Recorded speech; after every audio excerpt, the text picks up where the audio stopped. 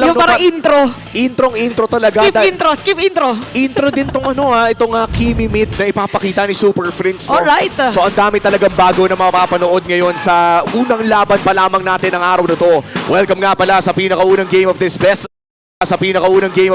of 3. It's Onyx Philippines kontra Twisted Minds. Nakita na natin ang tatlong Naruto characters, Naruto skins natin sa isang team kontra ang Sensui debut back on his brethren. Oh, tapos meron pang Lapu na bit dito ni James. So, siksik-liglig at umaapaw na naman yung mga kakaibang hero na nakikita natin. Sabi ko sa inyo kahapon, kala ko nakita ko na lahat eh. Hindi pa tapos ang MPL Philippines. Oo, lahat. Ayan may feature pa sa tatlo.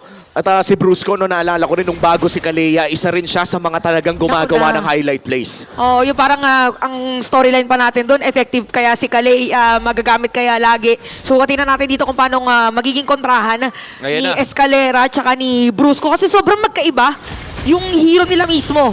Oo. Sa mga gusto mag-try ng Kimi Mid, kopyahin nyo na yung emblem. Mage Emblem, Thrill, Bargain Hunter, tsaka Weakness Finder. Yan, maraming salamat Super Friends. Madadagdagan na rin yung hero ko sa mid. Tama.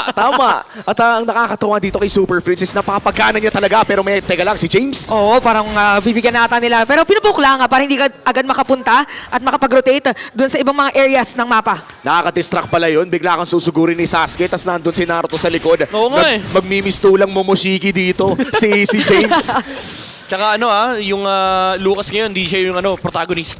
Si Sasuke naman, yung main character dito sa side ng Onyx Philippines dahil yung hawak ni King Kong. And again, nasisimula na yung Sigma pattern na ang daming dinadalawang lane ni King Kong. Inuna niya this time yung XP kasi alam na niya kontrolado na ni Super Friends tsaka ni Brusco yung middle lane because of the zoning capabilities of the Kalea and the Kimi. Pero grabe no, memories brings back memories talaga to. Sensui on the Fredrin na ngayon napapanood natin for the first time in MPL Philippines Season 15. Mga katapat niya yung King Kong. Parang nag-time skip na si King Kong. Si Sensui nagbabalik pa lang. Oo nga, feeling ko nung panahon na hindi mo na siya naglaro after nung Rome stint niya, talagang pinapractice siya dito ni Coach Boncha na talagang pag-aralan lahat. Kaya talagang pwedeng maging class S halimaw na performance na makita natin. Pero pasok na dito si Brusco. Si James naman ginamit agad yung bravest fighter.